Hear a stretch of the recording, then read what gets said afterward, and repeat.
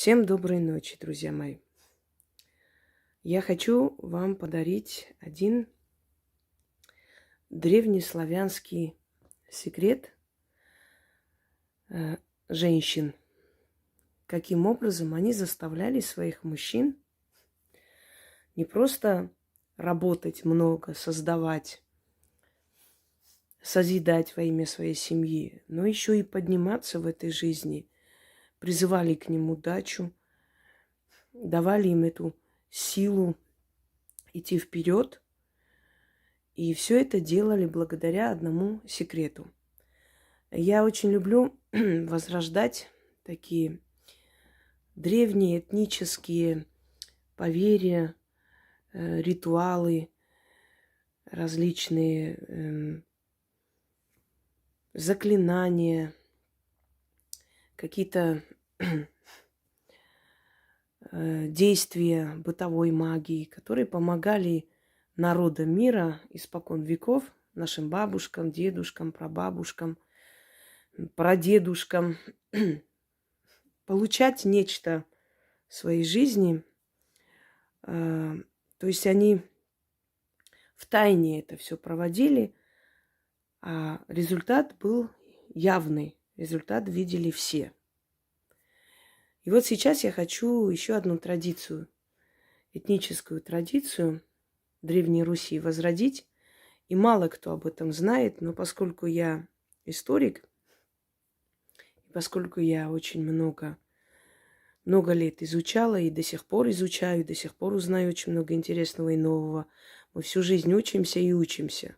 Но в любом случае, когда ты уже зрелый мастер и знаешь много секретов и тайн, которые доступны не каждому, и уж тем более, когда профессия твоя история, то эта профессия помогает тебе еще глубже изучить традиции, обычаи народов мира и выявлять очень интересные такие ритуалы, интересные поверья, интересные действия, которые реально помогали людям преуспеть во всем.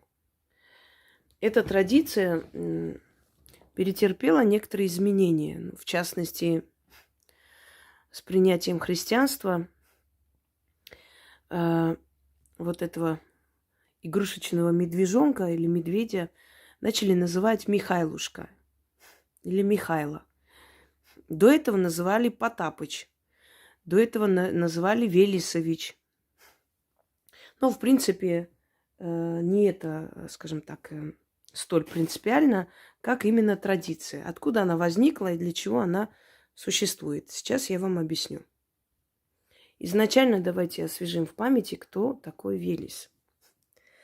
Велес и Перун – это два главных божества славянского пантеона. Перун охраняет двери Яви, то есть мира живых. Велес охраняет двери Нави, мира мертвых, мира духов. Велеса называли пастухом и покровителем не только животных нашего мира, но и определенных духов природных. То есть он являлся пастухом природных духов. Ему подчинялись духи леса, озер и равнин и прочие природные духи. Велеса ассоциирует с богом Ацха, которого тоже считали пастухом духовных существ. Ацхой называли духа и южнославяне, и кавказские народности, северокавказские, как ни странно. Вот этот культ туда перешел. У кельтов это Керн. Это одна из ипостасей Велеса, потому что функции немножко разные, но во многом сходятся. Бог – покровитель скотоводства, Бог, дарующий имущество, Бог, дарующий благополучие, изобилие. Считалось, что волосатые люди под покровительством Велеса. Слово «волос», в принципе, оттуда идет. Велесатый или волосатый, волосатый. Тот, который осенен Велесом, благословленный Велесом. Волосатый человек. И если вы заметили, и если заметите, вообще дети, которые рождаются волосатые, вот у них там спина, оно потом сходится, и эти волосики уходят, но вот спина, шея, даже на ручках просто растительность такая, что матери приходят в ужас, правда, не понимая, что это временно. В любом случае, человек волосатый, он вот по иронии судьбы действительно реально притягивает к себе деньги. То есть он во многом влияет, значит, не просто так связывали с этим богом волосатых людей, да? Итак, он покровитель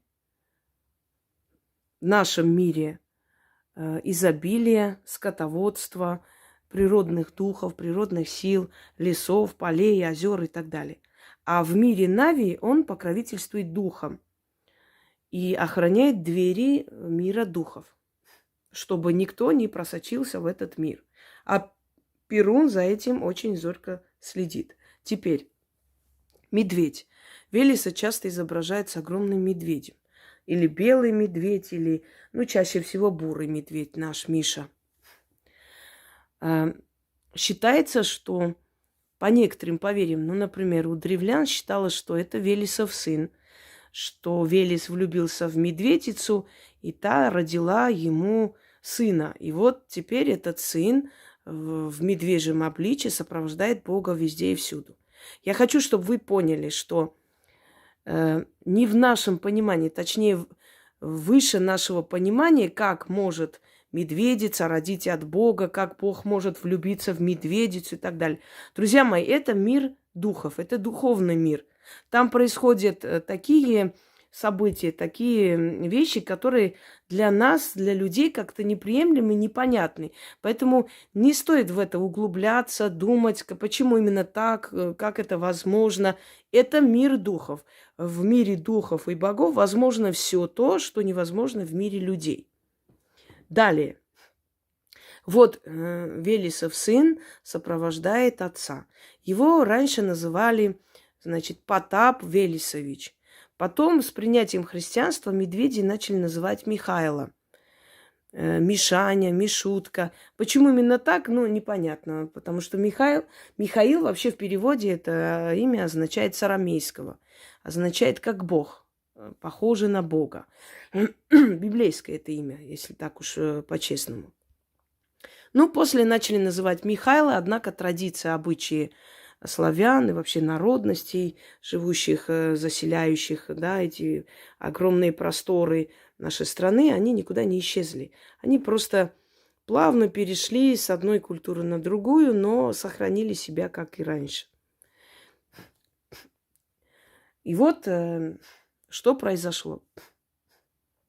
У одной бабы был очень ленивый мужик. Ничего не хотел делать для семьи, не старался, ничего не делал. Не пил, не гулял, но был очень ленивый человек. И вот этой бабе приходилось даже дрова колоть и таскать на себе из лесу. И однажды она села, значит, на пенек и начала горько рыдать, проклиная свою судьбу, и что вот у всех мужики как мужики, работают, все для дома, для семьи, а вот мой мужик ничего не хочет делать. И в этот момент проходил Велес со своим медведем. И подошел к ней и спросил, почему она плачет, что у нее случилось. И тогда женщина упала ему в ноги и начала просить и говорить, мол, батюшка Велес, вот, подсоби моей беде. Я не знаю, что делать со своим мужиком. Ну, не хочет он ничего делать, ничего не умеет, ничего у него не получается, руки не с того места растут. И тогда Велес, пожалев бабу, отдает ему игрушечного медведя и говорит, вот тебе мой дар.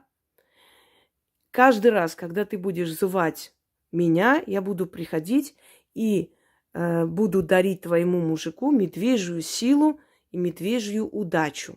Для того, чтобы он работал и приносил все в дом, и чтобы на зло врагам и на зависть соседям стал самым работящим мужиком.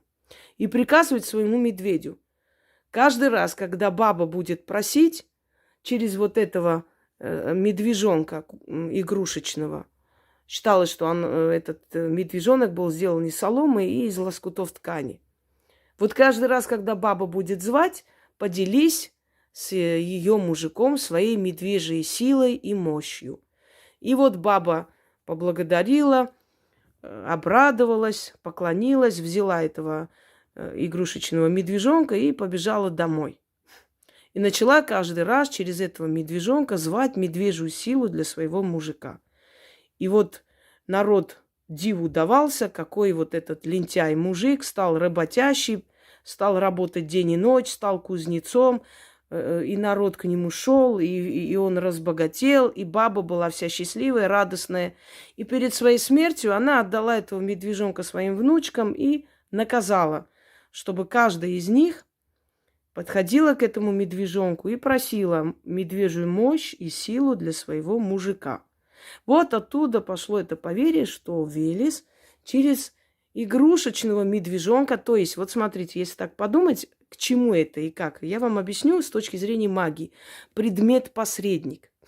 Вот как, например, талисман отдают, да, начитывают, как, например, дают какую-то там фамильную драгоценность, золото, передают, кстати, фамильную драгоценность лучше носить по особым случаям, часто не носить, потому что он обладает огромной силой, особенно от прабабушек, бабушек, и так вот передается через несколько поколений. Это как предмет-посредник, через которого вы призываете некий дух, некую силу от бога Велеса. Вот ту самую медвежью силу, медвежий дух, который идет вашему мужчине и дает ему эту мощь, силу работать, вот как будто какая-то сила его двигает вперед. Хочет он или не хочет, ему хочется работать, созидать, создавать. Помните, я вам дарила 9-ручку, куклу, помощницу. И очень многие написали, что они все успевают. Раньше ничего у них не получалось, как-то каша какая-то. А теперь они начитывают утром, кладут эту 9-ручку куда-то или на работе, или у себя дома, и все успевают.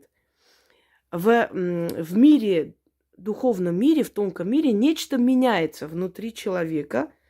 Вот что-то такое надламливается, что-то новое создается. Мы это не видим, но мы призываем, вот мы же действительно медведя не призываем к себе в дом, но мы призываем эту медвежью мощь и силу своему мужчине. И тогда внутри него кипит вот это вот, знаете, как бы энергия, он хочет куда-то деть эту энергию, он хочет что-то создать, что-то делать. Поскольку медведь считается хозяином тайги, хозяином леса, удачливым самым, потому что на него-то, кроме человека, никто не охотится. То есть он есть там царь и государь. Точно так же мужчина будет среди своих друзей, среди своих знакомых и прочее.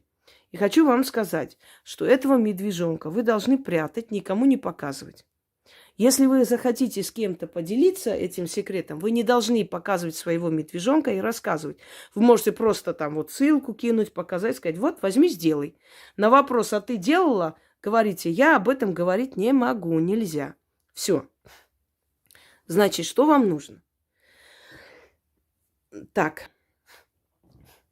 Медвежонка нужно самим шить или заказать у мастеров, у кого-нибудь. Нельзя покупать. Вот покупного медвежонка лучше не делать. Там не должна быть вот эта вся синтетика. Но если должна быть, ну, по крайней мере, как можно меньше.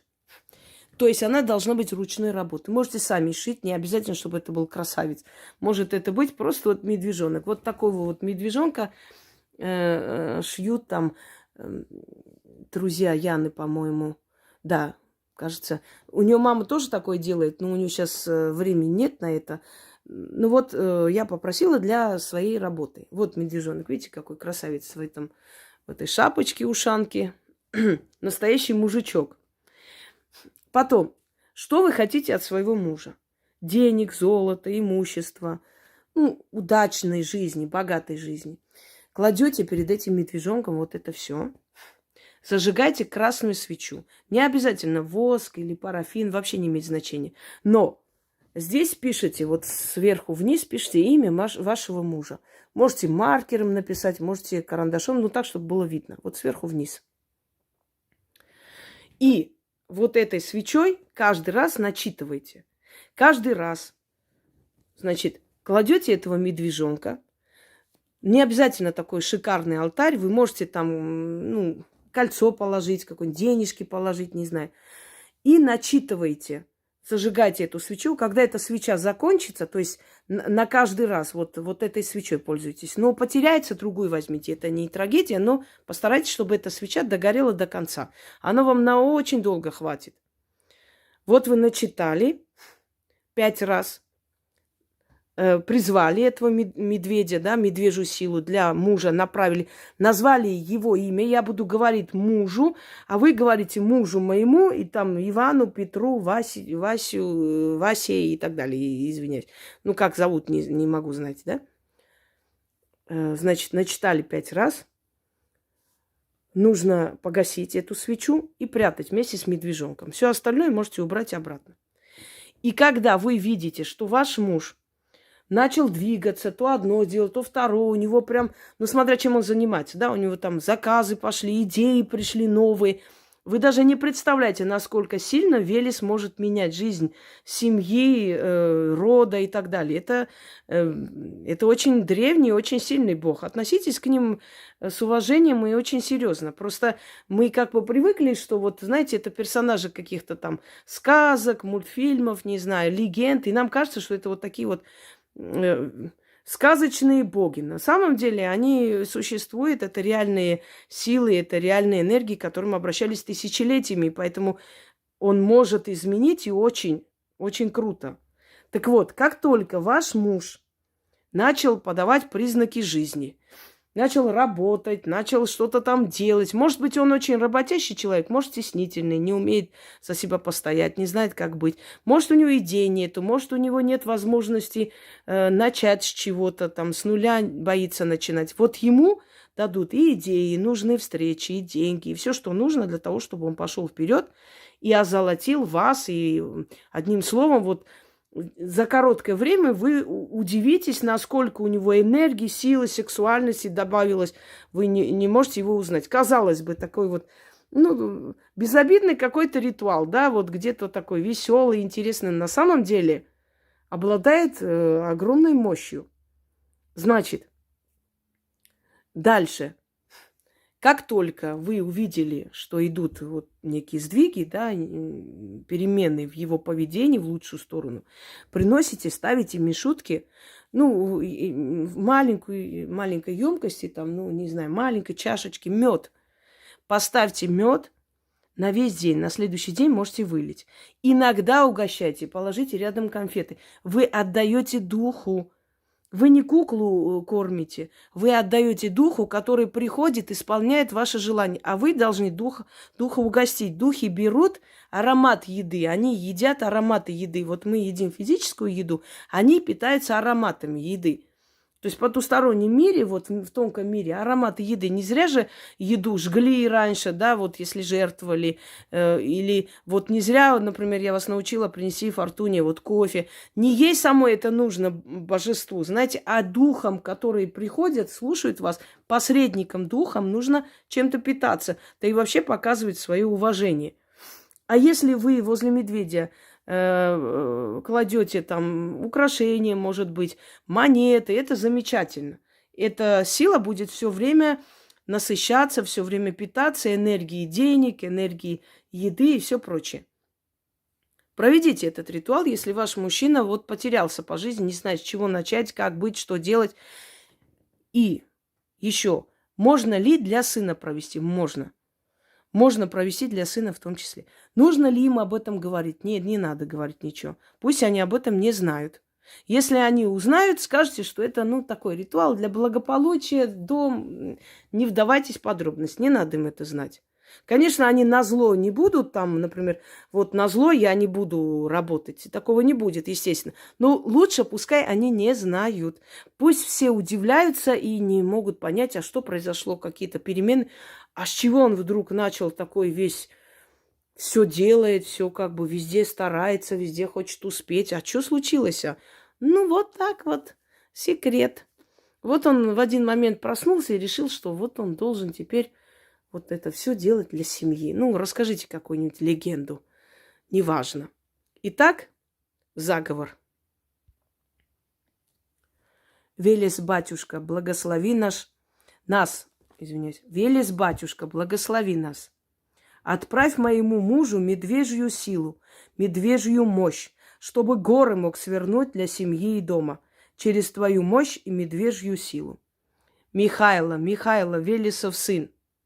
У батюшки Велеса силу медвежью принимай, и ту мощь и силу мужу моему передай.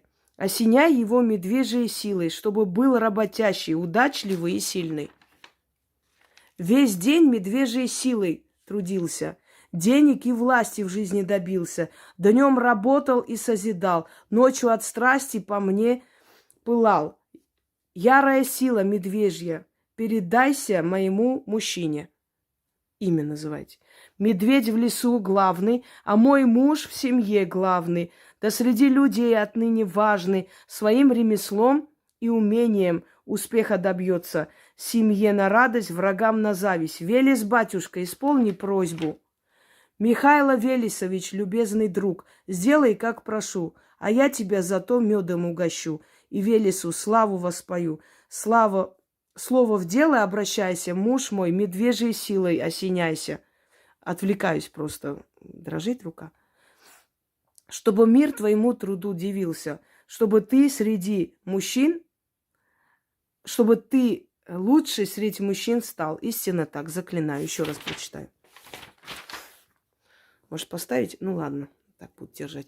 Просто то сюда смотрю, то туда. Неудобно как-то я начала. Ну, ничего страшного. Велес, батюшка, благослови нас. Отправь моему мужу медвежью силу, медвежью мощь, чтобы горы мог свернуть для семьи и дома через твою мощь и медвежью силу. Михайло, Велесов сын, у батюшки Велеса силу медвежью принимай, и ту мощь и силу мужу моему передай, осеняй его медвежьей силой, чтобы был работящий, удачливый и сильный. Весь день медвежьей силой трудился, денег и власти в жизни добился. Днем работал и созидал, ночью от страсти по мне пылал. Ярая сила медвежья, передайся моему мужчине. Медведь в лесу главный, а мой муж в семье главный, да среди людей отныне важный. Своим ремеслом и умением успеха добьется. Семье на радость, врагам на зависть. Велес, батюшка, исполни просьбу. Михайло Велесович, любезный друг, сделай, как прошу, а я тебя зато медом угощу и Велесу славу воспою. Слово в дело обращайся, муж мой, медвежьей силой осеняйся, чтобы мир твоему труду дивился, чтобы ты лучше среди мужчин стал. Истинно так, заклинаю. Велес, батюшка, благослови нас, отправь моему мужу медвежью силу, медвежью мощь, чтобы горы мог свернуть для семьи и дома через свою мощь и медвежью силу. Михайло, Велесов сын, у батюшки Велеса силу медвежью принимай, и ту мощь и силу мужу моему передай. Осеняй его медвежьей силой, чтобы был работящий, удачливый и сильный. Весь день медвежьей силой трудился, денег и власти в жизни добился. Днем работал и созидал, ночью от страсти по мне пылал. Ярая сила медвежья, передайся моему мужчине. Медведь в лесу главный, а мой муж в семье главный, да среди людей отныне важный. Своим ремеслом и умением успеха добьется. Семье на радость, врагам на зависть. Велес, батюшка, исполни просьбу. Михайло Велесович, любезный друг, сделай, как прошу, а я тебя зато медом угощу и Велесу славу воспою. Слово в дело обращайся, муж мой, медвежьей силой осеняйся, чтобы мир твоему труду дивился, чтобы ты лучший среди мужчин стал. Истинно так, заклинаю. Надо было поставить на штатив, ну да ладно.